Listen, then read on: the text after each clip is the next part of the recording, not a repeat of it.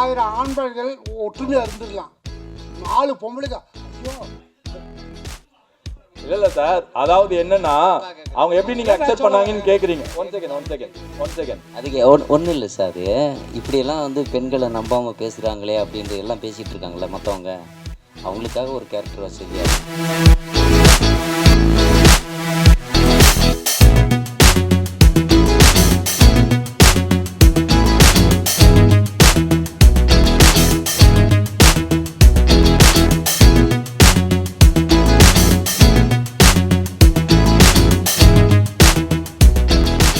வருகை தந்திருக்கும் பத்திரிகை நண்பர்கள், ஊடக நண்பர்கள் அனைவருக்கும் சியான்கள் டீமின் சார்பாக அன்பு கலந்த மாலை வணக்கத்தை தெரிவித்துக் கொள்கிறேன். எல்லாரும் படம் பார்த்துருப்பீங்க. எங்கள் டீம் வந்து இப்போ மேலே வரும். என்னென்ன உங்கள் மனசில் தோணுதோ அது எல்லாமே நீங்கள் கண்டிப்பாக ஓப்பனாக கேட்கலாம். புதுக்களமாக இருக்குமே அப்படின்றதுக்காக அது பெரிய பிளான் பண்ணி பெருசெல்லாம் பண்ணலை. அது ரொம்ப போராட்டமாக ஒரு 20-30 நாள் அதிகமாக சாப்பிட்ருக்காங்க இவங்க. 50 நாள் எடுக்க வேண்டியதை 80 நாளாக மாற்றிருக்காங்க. அதே அந்த யதார்த்தம் வந்திருக்கும்னு நினைக்கிறேன் நான். அங்கே இருக்கவங்களை அடையாளம் காட்டி அங்கே ஒரு கேரக்டர் இருப்பாங்க, இந்த மாதிரி அங்கே இருக்கணும், இப்படி தான் நடிக்கணும் அப்படின்றத அதை உள்வாங்கி பண்ண போய் சில நேரம் என்னென்னா அதிகமாக அவங்க ரொம்ப கேமராவுக்கு முன்னாடி நடிக்கலை. வேறு படங்களில் நடிச்சிருக்கவங்கடா கரப்டாக இருப்பாங்க. அதுக்கு முன்னாடி சொன்னமாக்கும் ஆர்டிஃபிஷியலாக இருந்திருக்கும். அதை கண்டுக்கிறாமல் டெக்னிக்கல் அவங்களுக்கு தெரியாமல் இருக்கிறதுனால கொஞ்சம் லைவாக இருக்கும்னு நான் நினைக்கிறேன்.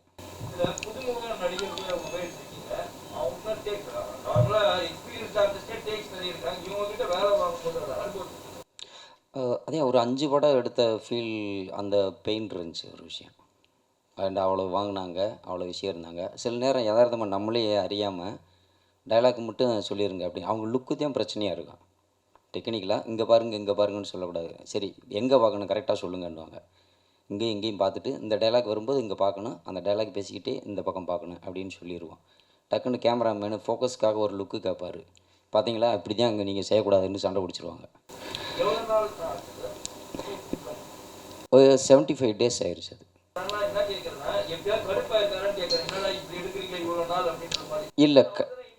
இல்லை கடுப்பாகிறதுன்றது வேற. ஏன் லேட் ஆகிடுச்சு, எதுக்கு வந்துச்சு, இவங்க நடிக்கலை, அந்த சண்டை நடந்திருக்கே ஒழிய இது ஏன் இவ்வளோ போயிடுச்சு, ஏன் வந்து இப்படி இழுக்கிறீங்க அப்படி. ஏன்டா அவர் பக்கத்தில் இருக்கிறதுனால ப்ரொடியூசராக இருந்து ஒரு டைம் வந்து பார்த்தாராக்க நம்மளுக்கு தப்பாக தெரியும். கூடயே எல்லாமே அவர் ப்ளே பண்ணுறதுனால அந்த பிரச்சனை மேக்ஸிமம் வரல. இல்லைண்ணா ஒரு 10-20 நாளைக்கு முன்னாடியே எல்லாத்துக்குமே டைலாக் பேப்பர் கொடுத்துட்டேன்.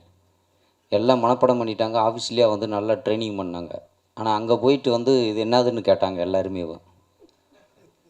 பேப்பரில் இருக்கிறத ஒன்று கூட யூஸ் பண்ணவே முடியல. கடைசியில் என்னடா அவ்வளோ சிரமப்பட்டுமே அப்படின்ட்டு அதுக்கு பிறகு போகிற போக்கில் அங்கே சொல்கிறதையும் அவங்க பண்ணாங்க. அங்கே நம்ம என்ன சொன்னோமோ அதைத்தான் பண்ணிக்கிட்டாங்க. அங்கே இருக்கிறது பூராமே வாஷ் அவுட் ஆகிடுச்சு.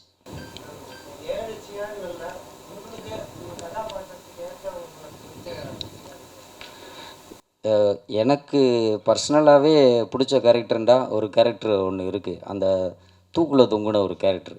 அந்த கேரக்டர் இன்றைக்கி வர முடியல. அது வந்து நான் எதிர்பார்க்காம அவருக்கே தெரியாமல் அந்த கேரக்டருக்குள்ளே மோல்ட் ஆகி உள்ளே உட்காந்துருந்துச்சு. அந்த ஸ்கிரிப்டுக்குள்ளே அதான் தானாக வந்து உட்காந்துக்கிட்டு ஒரு வேலை பார்க்கும் பார்த்தீங்களா, அந்த மேஜிக் அந்த கேரக்டரில் இருந்துச்சு.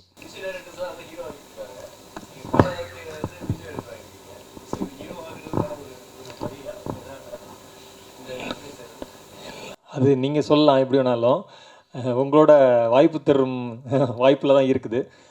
ஆக்சுவலாக வந்து சினிமாவுக்கு வரணும் அப்படின்ற மாதிரி தான். நான் சினிமாவில் வந்து நான் சின்ன வயசில் வந்து பாடுறது, ஸ்டேஜ் பர்ஃபார்மன்ஸ் பண்ணுறது, இந்த மாதிரி விஷயங்கள் நிறையா இருக்குது.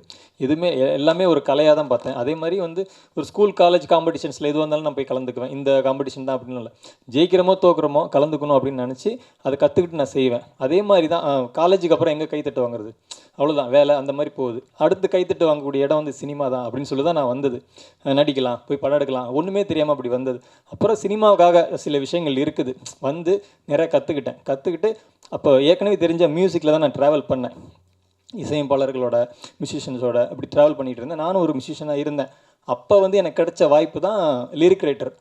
அது வந்து நான் பிடிச்சிக்கிட்டேன். சரி இதை பிடிச்சி வந்து நம்ம வந்து ட்ராவல் பண்ணணும்னு சொல்லிட்டு இப்போ ஒரு 50 படங்களுக்கு மேலே நான் எழுதியிருக்கிறேன். உங்களுக்கு தெரியும். இப்போ இந்த படத்தில் வந்து நான் பாடல் எழுத தான் போனேன். அப்போ வந்து கோ டைரக்டர் ஒருத்தரோட பேசிகிட்டு இருக்கும்போது வைகரை பாலன்ட்ட வந்து சொன்னார், இது மாதிரி இவருக்கு இசையமைக்கிறதுல இன்ட்ரெஸ்ட் உண்டு அப்படின்னு சொல்லிட்டு. அப்படி வந்து இவர் சரி பார்ப்போம் ட்ரை பண்ண, அது வரைக்கும் ஃபிக்ஸ் ஆகலை மியூசிக் டைரக்டர். அதனால் இவர் சொன்னார், சரி இந்த படத்துக்கு நீங்கள் வந்து ஒரு சுச்சுவேஷன் கொடுத்து நீங்கள் பண்ணுங்கள் அப்படின்னு சொன்னார். நான் ஒரு பாட்டு கொடுத்தேன், அவருக்கு பிடிச்சிச்சு. அப்புறம் ப்ரொடியூசரோட கலந்து பேசி ஓகே சொல்லிட்டாங்க, இந்த படத்தில் முடிச்சாச்சு. இதுதான் ட்ராவலு. இதுக்கப்புறம் எந்த வாய்ப்பு கிடைச்சாலும் நான் பண்ணுவேன். எல்லாத்தையும் நான் கலையாக பார்க்குறேன்.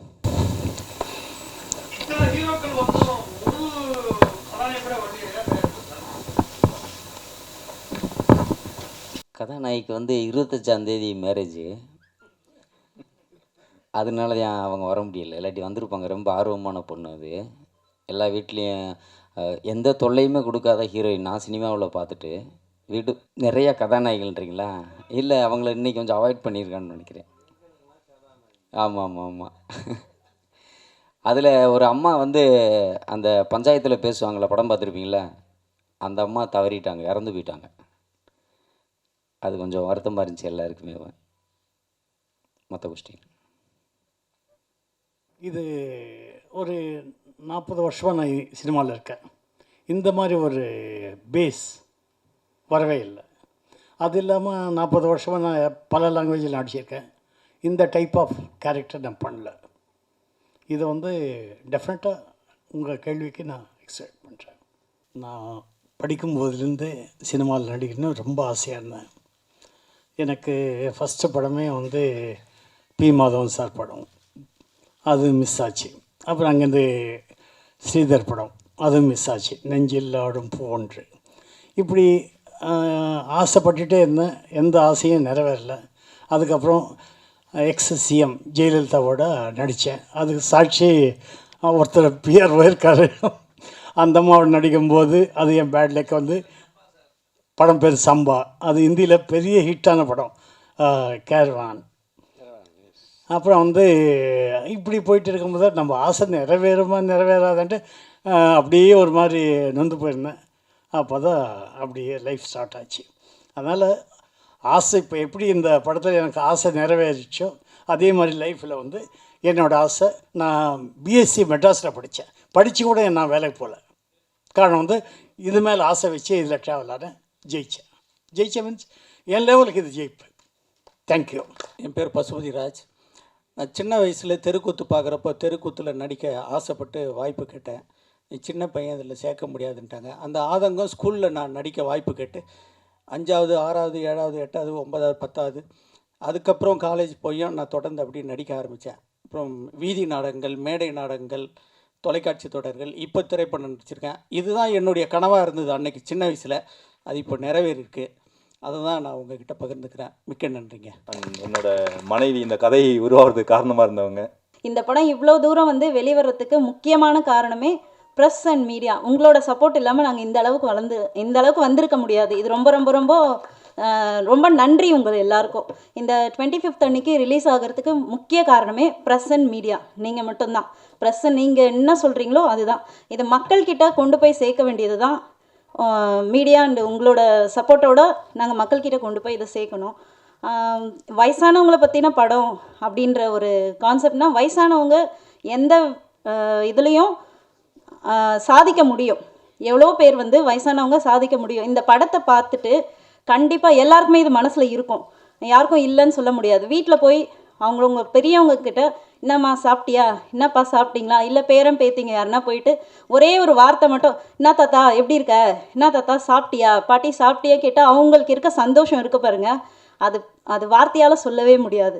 இதை நான் நல்லா உணர்ந்திருக்கேன். ஏன்னா எங்கள் அக்கம் பக்கத்தில் இருக்கவங்க அண்டு என்னை சுற்றி இருக்க நிறைய வயசான மக்கள்கிட்ட நான் கேட்பேன் நார்மலாக, என்னம்மா சாப்பிட்டீங்களா, அந்த ஒரு வார்த்தை தான். பட் நம்ம எதுவும் கொடுக்க போகிறதில்ல, ஒன்றும் பண்ண போகிறதில்ல.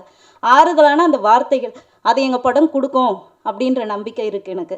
நீங்கள்லாம் படம் மக்கள்லாம் பார்த்துட்டு வெளியில் வந்துட்டு வீட்டுக்கு போய் அவங்களோட பெரியவங்க கிட்ட என்னம்மா சாப்பிட்டீங்களான்னு ஒரு வார்த்தை, ஏதோ ஒரு வார்த்தை அன்பாக கேட்டாங்கன்னா அதுவே எங்களுக்கு கிடைச்ச பெரிய ஒரு அவார்டாக நான் நினைக்கிறேன். அவ்வளோதான். வணக்கம் சார். ஒரு 2 வார்த்தை பேச சொல்லலாமா? இமை ராஜ்குமார். அனைவருக்கும் வணக்கம். நான் தேனியை பூர்வீகமாக கொண்டவன். எனக்கு நண்பர் இயக்குனர் வைகரை பாலன் வந்து பார்த்திங்கன்னா ஒரு 20 ஆண்டு கால நண்பர்கள். நான் ஒரு நிறைய கவிதை நூல் இதை எழுதிக்கிட்டு இருக்கப்ப என்னுடைய நூலை அவர் படித்து, அவருடைய நூலை நான் படித்து, அப்போலாம் ஃபோன் வசதியெலாம் இல்லை. அப்போ ஒரு நூலுக்குள் நூல் காதல் ஏற்பட்டு நட்பான ஒரு நட்பு தான் வைகரை பாலன். அந்த நட்பு இதுவரைக்கும் 20 ஆண்டு காலத்தில் தொடர்ந்து வந்ததில் இந்த படத்தில் நிறைய வாய்ப்புகளை வந்து நம்ம வந்து தேடிக்கிட்டு இருக்கோம். ஆனால் வாய்ப்புகளை வந்து உருவாக்குவோம்னு சொல்லி நானும் அண்ணன் கரிகாலன் அவர்களும் ஒரு 2 ஆண்டுகளுக்கு முன்னதாக பாலன் அவர்களும் சேர்ந்து, சரி உங்கள்கிட்ட இவ்வளோ பணம் இருக்குது, என்கிட்ட இவ்வளோ பணம் இருக்குது, உங்கள்கிட்ட கருத்து இருக்குது, 3 பேர் சேர்ந்து ஒரு வாய்ப்பை உருவாக்குவோம். உருவாக்கி யாரெல்லாம் மேலே முன்னாடி வர்றோமோ ஒருத்தருக்கு ஒருத்தர் கை கொடுப்போம், அப்போ தான் சினிமாவில் ஜெயிக்க முடியும்னு சேர்ந்து ஒரு கதையை தேர்ந்தெடுத்து அந்த கதையை தான் சியான்கள் என்ற ஒரு திரைப்படமாக வந்து உருவாக்கணும். அதற்கு வந்து கையில் வந்து முதல்லையே திட்டமிட்டு இந்த செலவு தான் பண்ணணும், இப்படி தான் பண்ணணும்னு திட்டமிட்டு கரிகாலன் அவர்கள் முழு முயற்சியோட ரிலீஸ் வரைக்கும் வந்து கொண்டு வந்திருக்காரு. அதுக்கு வந்து முதற்கண் நான் அண்ணன் கரிகாலன் அவர்களுக்கு வந்து நன்றி சொல்ல கடமைப்பட்டிருக்கிறேன். அடுத்ததாக பார்த்தீங்கன்னா எனக்கு வந்து பேசிக்காக நான் ஒரு மிமிக்ரிஸ்ட்டு, அதனால் ஒரு சினிமா மேலே இருக்க ஒரு ஆசையில் வரும்பொழுது பாடல் எழுதலாம் அப்படின்னு சொல்லி தான் நான் சினிமாவுக்கு வந்தேன். ஆனால் வந்து இயக்குனர் என்னை வந்து நடிகனாகவும் அறிமுகப்படுத்தினார். இந்த நிர்வாக தயாரிப்புன்ற பங்கையும் வந்து கொடுத்தாரு. இந்த படத்தை வந்து வெற்றி படமாக அமைவது வந்து உங்கள் கையில் தான் இருக்குது. ஏன்னா வந்து இன்றைக்கி வந்து பத்திரிகையும் ஊடகமும் வந்து எவ்வளோ பெரிய ஆளையும் பெரிய ஆளாக்குறதும் முடியும், சின்னவங்களாக்க முடியும். அது வந்து உங்கள் கையில் தான் இருக்குது. எங்களுடைய வளர்ச்சி, எங்களுடைய முயற்சி இதுக்கெல்லாம் வந்து நீங்கள் கண்டிப்பாக வந்து நீங்கள் உங்களுடைய பங்கீடு வந்து கொடுக்கணும்னு இந்த நேரத்தில் நான் வந்து கேட்டுக்கிறேன். இந்த படம் வந்து வெளியில் வந்து பேசிக்கிட்டு இருந்தாங்க ஒருத்தர், இந்த வருஷம் எண்டில் ஒரு நல்ல படம் பார்த்த ஃபீல்டான்னு சொல்லி யாரோ ஒருத்தர் பேசினாங்க. அது காலில் விழுந்துச்சு, என் காலில் விழுந்துச்சு. அதுவே வந்து இது எங்களுக்கு ஒரு நல்ல ஒரு ரெஃப்ளெக்ஷனாக இருக்கும்னு நான் நினைக்கிறேன்.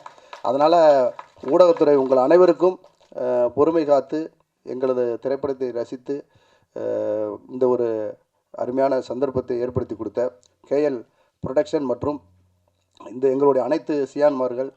பாட்டும் பார்த்திங்கன்னா முத்தமிழ் சார் மிக அருமையாக ஒரு எங்கள் கிராமத்தில் இப்போ கூட பேசுகிறாங்க, இல்லை இந்த மேற்கு தொடர்ச்சி மலை, மைனா, இந்த வரிசையில் வந்து இப்படி ஒரு பாட்டு வருதுடான்னு அங்கே அவங்க ப்ராக்டிக்கலாக பேசிக்கிறாங்க. அந்தளவுக்கு வந்து இந்த பாடலும் வந்து வந்திருக்கு. அதனால் இனி வந்து எல்லா பொறுப்பையும் பத்திரிகை ஊடகத்துறை உங்கள் கையில் ஒப்படைத்து விட்டு வாய்ப்பளித்தமைக்கு நன்றி கூறி விடைபெறுகிறேன். நன்றி, வணக்கம். ரொம்ப சப்போர்ட் பண்ணியிருக்கீங்க. இது அப்படி இப்படி மேஜிக்கு பெரிய விஷயம்லாம் இல்லை, எங்களால் முடிஞ்சது ஏதோ பண்ணியிருக்கோம். அதை கொஞ்சம் சப்போர்ட் பண்ணி புஷ் பண்ணி தூக்கி விடுறது மாதிரி நீங்கள் கொஞ்சம் ஹெல்ப் பண்ணுங்கள். நிறையா பிரச்சனைகள் இருக்குது, மைனஸ் இருக்குது, எல்லாமே இருக்குது. பொருளாதாரம், பட்ஜெட்டு இதெல்லாம் இருந்திருக்கு. KL ப்ரொடக்ஷன் சார்பாக கரிகாலனுக்கு அவங்க மனைவிக்கு நான் அந்த நேரத்தில் நன்றி தெரிவிச்சுக்கிறேன். ஏன்னா அவர் சொன்னது மாதிரி எல்லாமே பெண்கள்னாங்க. இதில் 4 பெண்கள் இருக்காங்க. அவர் PRO சைடில் ரேகா மேடத்துலேருந்து மேடம் வந்து டிஸ்ட்ரிபியூஷன் சைடில் பார்க்குறவங்க, அந்த மேடம் எல்லாமே பெண்கள் ஆசீர்வாதம் ரொம்ப வலிமையானது, ஆண்கள்ன்றதை விட அதிகமாக நம்பக்கூடிய நான்.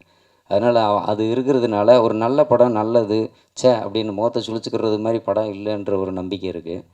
அதை இன்னமும் ஒரு 5 பொய் ஒரு விஷயம் இருக்கிறதுக்காக நீங்கள் ஒரு 4 பொய் எங்களுக்காக சில விஷயங்களை மறைச்சி போய் சொல்லினா ரொம்ப நன்றியாக இருக்கும்னு நினைக்கிறேன். நன்றி, ரொம்ப நன்றி, ரொம்ப நன்றி, நன்றி, நன்றி. நன்றி உரை ஆற்றுவதற்காக பூமதி அக்கா அவர்களை அழைக்கிறேன். அர்சா கிரியேஷன் சார்பாக நாங்கள் வெளியிடும் முதல் படமும் இதுதான். இந்த துறையில் இருந்திருந்தாலும் நேரடியாக எங்கள் நிறுவனம் மூலமாக வெளியிடப்படும் திரைப்படம் இது. அது முதல் படம் சியான்கள் அப்படிங்கிறது எனக்கு ரொம்ப சந்தோஷமாகவும் இருக்குது, பெருமையாகவும் இருக்குது. படம் பார்க்கும்போது நிறைய இடங்களில் எனக்கு மனதோடு தொடர்பு கூட அப்படி அப்பா, ஆச்சி, தாத்தா எல்லாம் வந்துட்டு போனாங்க. அவங்களோட என்னோட உறவு எப்படி இருக்குது அப்படின்னு நான் நினைக்கும்போது அது வரைக்கும் நான் திரும்பி பார்க்கல. இத்தனை வருஷத்தில் நான் எப்படி அவங்கக்கிட்ட நடந்திருக்கேன்னு இந்த படம் பார்த்த உடனே நான் யோசித்து பார்த்தேன், நம்ம எப்படி இருந்திருக்கோன்னு. அந்த விஷயத்தில் எனக்கு ரொம்ப பெருமையாக இருக்குது. நான் அவங்களோட டைம் ஸ்பெண்ட் பண்ணியிருக்கேன், அவங்களோட விளையாண்டுருக்கேன், அவங்களோட வாழ்க்கையில் நடந்த விஷயங்களை கேட்டிருக்கேன், அவங்க பண்ண சேட்டைகளை நான் ரசிச்சிருக்கேன், அவங்களோட தாயம் விளையாண்டுருக்கேன், அவங்களோட பாண்டி விளையாண்டுருக்கேன். எனக்கு வந்து அது சந்தோஷமாக இருக்குது. பரவாயில்ல, நாம் வந்து நம்ம வாழ்க்கையில் ஒரு பகுதியை நம்ம இழக்கலை அப்படின்னு. இந்த படம் பார்த்தவங்க எல்லாமே அவங்க வீட்டில் இருக்கிற பெரியவங்க கிட்ட அவங்க எப்படி நடந்துக்குவாங்க அப்படிங்கிறத ஒரு கணம் நினைப்பாங்கன்னு நான் நம்புகிறேன். அது உறுதியாக நடக்கும்னு நினைக்கிறேன். இந்த நல்ல படத்தை மக்களின் பார்வைக்கு கொண்டு போய் சேர்க்கறதுல 3 முக்கியமான பங்குதாரர்கள், விநியோகஸ்தர்கள், அவர்களுக்கு நான் நன்றி சொல்கிறேன். உறுதுணையாக இருக்கிறாங்க. அப்புறம் திரையரங்கு உரிமையாளர்கள், அவர்களுக்கும் நன்றி சொல்கிறேன். அடுத்து முக்கியமான நீங்கள், உங்களுக்கும் உங்கள் அத்தனை பேருக்கும் நன்றி சொல்கிறேன். இந்த மாதிரி படத்தை தயாரிக்கணும்னு முடிவு பண்ண தயாரிப்பாளர்களுக்கும், இப்படி ஒரு படத்தை இயக்கணும்னு முடிவு பண்ணின இயக்குனர் அனைவருக்கும் நன்றி. இங்கே இருக்கிற அத்தனை பேருக்கும் நன்றி.